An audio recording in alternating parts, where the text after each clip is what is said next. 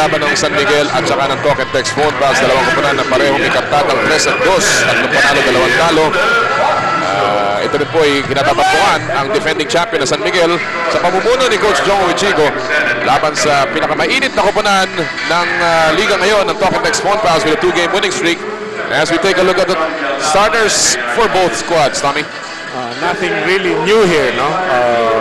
Magandang matchup nila, no? Lalo na yung Talk and Text starts with the 2 guards, no? Evans, Demape yan, no? So maganda yan para Rosella Hontiveros, no? One thing as we take a look, as we're just about ready to start the first quarter here on San Miguel, Tommy is averaging 20.8 assists a game. As we take a look at the referees today, referees Cruz, Garferio, and Aldaba. And they will re-jump this. Alam mo, napun ako yung assist number na yun, Tommy. 20.8 assists per game. They're averaging 9.8 points pagdating sa takbuhan on fast break points. And this is a brand new look San Miguel Beermen. That's right. As you say, nag-i-increase yung assist because when you run a lot of fast breaks, you get a lot of assists. Yes. No? And one of the surprising stats also is Ildefonso is averaging over 4 assists a game, no? So you can see that he's not really concentrating purely on low post, no? But he's passing from the outside and he's looking for other guys like Peña underneath the basket, no? On the other hand, on Talk and Text, Tommy is averaging 15.6 offensive rebounds a game, and that is tops in the league right now. At yan ang dapat siguro ding pakaingatan ng San Miguel ngayong araw na to. Definitely. Unang hawak ng bola ay sa panig ng San Miguel. San Miguel ay nanalo po laban sa Pure Foods 81-66 na kanilang huling laban. Kung saan naging best player sa laban na yun, of course, si He has been in a slight slump. I was about to say that that's a good start for him, no? I think yung hangover ng Kisan, medyo nabugbugan katawan nito. He's really slowly recovering, and it's really about time in the last month here. So he's going to pick up his game. To open up the scoring para sa Talk and Text phone pass and take a 1-point lead. Nag-usapan natin si Rosella. Tommy, he played 28 minutes against Pure Foods in their last game. Bakit mo ang kanyang na-score? 2 puntos lamang. He shot only 4 attempts. He only 1 2-point shot. Malaking bagay.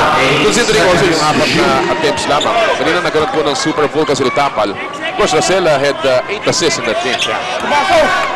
But that's not the Rosella we know, in other words. Oh, yes. San Miguel, we know. San Miguel is one of the teams that really keep their turnovers low. In fact, they average only 13.2 turnovers a game, which is the best in the league. Pinakamababa yun. They've always been the best as far as turnovers because they really didn't go for too many fast breaks. But now that they are, and they still are the best, that just goes to show you how well the team is run. No? And that usually comes from your point guards, no? The people who handle the ball. They probably have the best point guard today and one of the best backup point guards in the PBA ever. This Talk and Text, hawak kayo ng Tibera sa bola. Kaya sabi nga natin, so far ang San Miguel nakukuha itong matchup na to. Out of the last 11 games, 8 na pagalunan ng San Miguel. What is the thing about San Miguel and Talk and Text? Oh, this is a backdoor play. Medyo nabitawan lang yung bola. Oops, traffic. Basically, San Miguel's lineup really fits against Talk and Text. No? Especially even if Tolabada, they really have only one big guy. No? That's why Crisano to me will also be a factor in this game, no? How he will perform. Ito yung Super Bowl kasi Tapal laban kay Nick Velasco by Asi Taulava. Well, Asi Taulava will have a chance for today with Dorian Peña. Or maybe on the other hand, it would be Dorian Peña who will have a chance for with Asi Taulava. But it's not only Dorian, also Ildefonso is the one who doubles it. Apek ni Evans napunta sa kalaban. Wala pa rin pong paggalaw ang ating talaan. 3-2 lamang ang Talk and Text ng isa. Sa loob, si Ildefonso nakalusot. Nakakapon niya si Taulava. Another super pull sa Tapal for the rock. Ano ba si Kenny Evans? Umaatake. Tuloy-tuloy sa basket. Malakas yung tirang yan. Medyo walang forma yung tirang yun. Considering point guard siya. No? Marcela, lumusot ni Demape at may pito sa ilalim. It will only be a sideline inbound and the foul will be called against Demape. As you take a look at Bong Alvarez, one of the new faces, and checking out the stats ba, maaga pa nagtitingin na si Bong. Sino ba ang babantay sa akin dito? Sabi niya. Well, there's nothing like a player of his age, partner, of his caliber also, no? To be able to see minutes playing. No? You're really not after a job. No? This is what I think he's proving. No? That at his tender age of 30s, middle 30s, that he can still deliver. Deliver with the back. Coming off the bench, si Bong Alvarez has played magnificently. Two games. Two games is averaging double figure. 12 points a game. Playing 18 minutes. That's almost a point a minute. Oh, almost a point a minute. Well, there's another new face sa bench ng Talk and Text. Hindi naman ito talaga new. Nagbabalik. Coach Joel Banal is back in the bench, on the bench, as an assistant coach now to Coach Paul Wolpert and the champion Ateneo Blue Eagle coach. Will certainly give them an additional look. There is Coach Joel Banal. Welcome back, Joel. 4-3, lamang po ang San Miguel na dito ng isa. Libreng-libre si Pablo at walang this is the normal San Miguel defense that we will see. No? They'll give you the outside shot. They won't give Asi the inside. He will be doubled right away. So as far as defense, hindi pa rin nagpapalit ang San Miguel sa theory nila. No? That I will give you the outside shot. That is a good play run by San Miguel, pero malakas lamang ang tira ng Tiberos. Here's Taulava, running the floor. That is the strength of Asi Taulava. He may be one of the most powerful men in the league, but he is also one of the quickest centers that we have. He's definitely the quickest center we have. There's no question there, no? And he really attained more speed when he lost a lot of weight. Daniel Defonso sa labas at natakya sa abante ng Talk and Text sa dalawa. Of course, matatandaan po natin si Taulava after that hiatus because of his work to get back in the PBA. He gained a lot of weight, but he worked himself down to his fighting form, and look at him now. There's Demape from the outside. This has been a good shooting first quarter para sa Talk and Text. We were talking earlier, Talk and Text has to hit their outside shot, no? And if they double team Taulava early, he will hit that open man, no? It's a question of that open man hitting the shot. Talk and Text is averaging 14.6 assists as a team. Ontiveros trying to extricate himself. Nabitawan ang bola. An early 4-point lead for the Forecast as we roll into this timeout, brought to you by Burlington. Stay stronger, longer. San Miguel playing Talk and Text sa ating second game today sa Selecta All-Filipino Conference Friday edition. Tapos sa tira ni Daniel Defonso. It's another new facet here, partner. As you see, Danny shooting from the outside. No? Obviously, may instruction yan nasa coach din. Ano ba ito? Parang trend yung mga malalaki na tumitira sa labas? Dahil sa depensa nga natin, partner, pwede naman zoning. So the big man has to show other facets of the game. And there's been no question that Danny, I can shoot from the outside. Siguro that's the dynamics as you see this foul by Ontiveros. That's the dynamics of the game. No? Yung panahon na wala pa yung 3-point arc at meron tayong zona. Tommy, obviously yung mga players natin puro tira sa labas. No? It was a different kind of game. Of course, when the zone was outlawed, medyo namayagpag yung mga lumilipad, no? yung mga nagawa ng one. Pero ngayon na bumabalik na naman itong zona, bumabalik na naman yung mga shooter. Pero hindi pa rin nawawala yung strict power. No? Yeah, I was one of those who doubted that zone. Pero now after seeing it, I think it's for the better for all the players, even the coaches, even the game itself. There's more ball movement, isolation, kick out. Saka hindi na yung predictable yung offense. You always go down to the low post. I think it should bring out better coaches, in other words. Yes. Our coaches now have to think more rather than just look for a mismatch. That's right.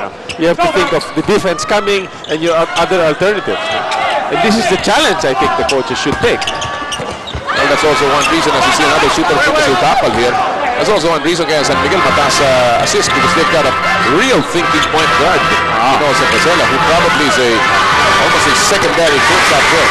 Also another outside shots again ni Evans naman. So, yung cross passes ni Taulava hitting the open man, as I said, and they're hitting their outside shots. Malaking bagay yan. All the 5 players and starters ni Coach Paul Wolpert have scored here. Nice pass. Taulava will foul Ildefonso on a power move. That will send Danny I to the line. At kaagad lumapit si Asi sa kanyang dating kakampi sa national team. Here's that pass again. Naipit si Hontiveros, and there's the foul by the Rock. The Rock challenging everything here. Oh. And now Bong Alvarez will check in amidst the applause. Alex Cresano also will replace Don Camaso. And look what just how big a difference a coach makes. When it was Bill Beno, si Don Camaso was not even being used. Ngayon si Camaso is averaging 18 minutes a game. He has started in 4 of the last 6 games ng Talk and Text, and he is delivering for Coach Paul Wolpert 8.4 points a game. Good point. But we also have to put it in the proper perspective that we had 2 imports in the past 2 conferences. No? And the coach would be looking more for guards. No? That's right. Smaller people. No? So I would fit in Camaso into a 4, 3 or 4. So yun ang nakukuha ng import. Correct. Yun ang nakukuha niya. Demape ang nag-iisang point guard ngayon ng Talk and Text. Una si Kenny Evans, na-double team si Asi Taulava. Walang mapasahan. Finally finds Pablo for the jumper. And that will roll out. Parang mainit na kanin na iniluha. 14-7, kalahati po ang score ng San Miguel.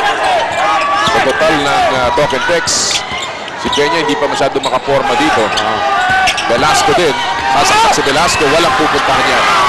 And Demape picks up the loose ball and a turnover. Gilbert Demape inside to Crisano all the way to the basket. You know, yun ang sinasabi ni Paul Wolpert. This guy is perhaps the most talented player in the league. He can jump out of the building if he wants to. It really surprises me why he never traded him.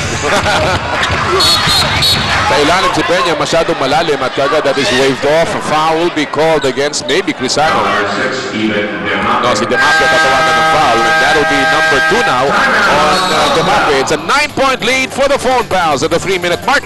This timeout is brought to you by Burlington. Stay stronger, longer.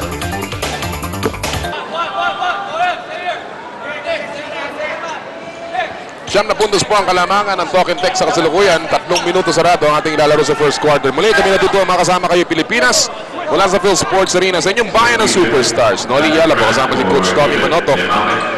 At may konting announcement dito. Anong sinabi doon, Alex? Si Demape ang winawarning. Nag-substitution. Hindi siguro nag-report. Patrick Fran. Mas na po si Patrick Fran.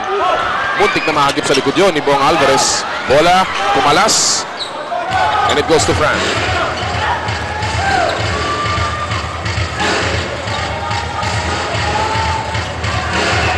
Patrick Fran, laban kay Rosella. Muntik na mahagaw yung pasa niyan.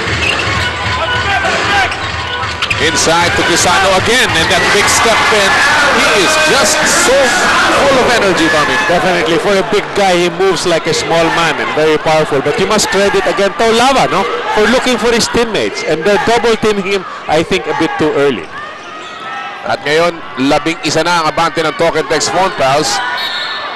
Talagang hirap na hirap ang San Miguel makapasok dito. Only 2 players have scored for them. 3 points for Ildefonso and 4 for Rosella. Velasco and Hontiveros, the top 2 scorers in their last game, hindi pa makaporma. And here's that now familiar move ni Coach Jongo Wichigo, putting 2 point guards sa first quarter. In the first quarter, about the late stages of the first quarter. Joey Mente ang pumasok, iniupo muna si Don Hontiveros. So ngayon si Mente nauuna na kay Boybits. There was a time Boybits, at least in this conference, Boybits was starting even ahead of Olsen Rosella. Ildefonso naipit, nilabas kay Velasco. Walang forma. 3 seconds ang itinawag kay Peña. Bihira na tayo makakita ng kanya. As we see here, yung defense talaga ng Talk and Text, nagko-collapse, no, in the 3-second area when they get the ball. So San Miguel has to look for the outside shot, really, no, or the penetration, no, from the smaller guys. Under 2 minutes to go sa first quarter. What has been a quarter dominated by the Phone Pals behind their excellent shooting. Alam mo, it would be interesting to see their statistics in the first quarter dito, the way they've shot in the first quarter. This is a team, previous to this game, that are shooting 38% from the field, 9 in the league. Well, right now, they're probably shooting up in the 50s. Another basket mula kay Victor Pablo. But most of the passes, as I said, were coming from Tolava, from a double by San Miguel. In the setup plays for outside shots. 13 na ang abante dito ng Tokentex. At hindi pa rin malaman ng San Miguel kung paano papasagin ang depensa. Outside shot, mahina. Rebound, napapigil Defonso. Nabitawan ng baga. Lumusot ang bola. Patrick Frank with the leather. Alvarez filling the wings. Mentes there. Two wingers and what a goal! Marcus of excitement.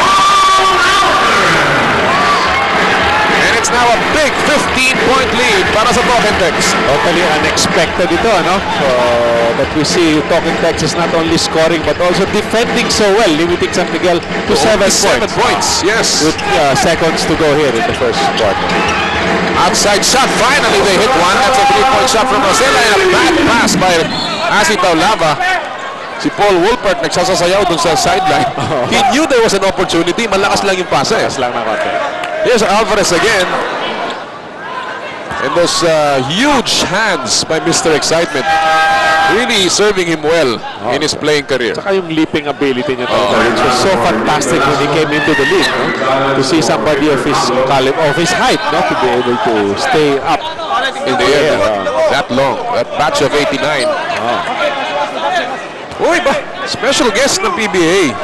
Elmer Boy Cabag, of course, of the UV Lancers na ngayon ay lumalaban dun sa Champions League, yung mga ating mga collegiate teams. Nice to see Boy Cabag dito muli sa bayan ng Superstars. Joey Mente is fouled on his way to the basket. Hawakan ni Mente ulo niya. Sa taas mo lumipad, baka yung ring tinamaan mo ng ulo. Diba? Ito, panoorin natin. Sino nakapato? Ayun. Tatlo yun. And this is what Mente gives San Miguel, no? That Rosella cannot do. No? Rosella will make you shoot and stop and jump, basically. Victoria is in for Rosella now as Mente hits the first free throw. It is an 11-point lead with only 32 seconds remaining sa ating unang yugto. First quarter that has been all talk and text. San Miguel led briefly 2-0. And then it was a 3-point shot, and it's been San Miguel from then on. Konting press dito ngayon ng San Miguel. Easily broken up by the phone pass. That is our time. That is our score. Here's Taulava. Crisano again. Lumusot lang sa kamay niya. Sa ilalim si Norman Gonzalez. Nabitawan ng bola. It goes to Ildefonso. May oras pa yan. Dami pang oras. Mente looks up at the clock. It reads 7. They work it around Crisano and the foul. Aaminin ni Crisano. They are in the penalty. Useless foul yung Crisano. This is what he has to learn. I don't think he's really played that much. That if you're a big guy, you don't foul a small guy like this outside. No? Layo pa sa basket. Layo, useless. Si Mente ang babalik sa linya. Saka lalo na sa rules natin, 5 lang ang foul nito. Oo. Dito sa ating season na to. So pag taklo dumating ka sa tatlo, warning ka na talaga. No? Arnold Gamboa papasok po with only 3.3 seconds. Iniupo niya si Dorian Peña. Lago is also in the game now.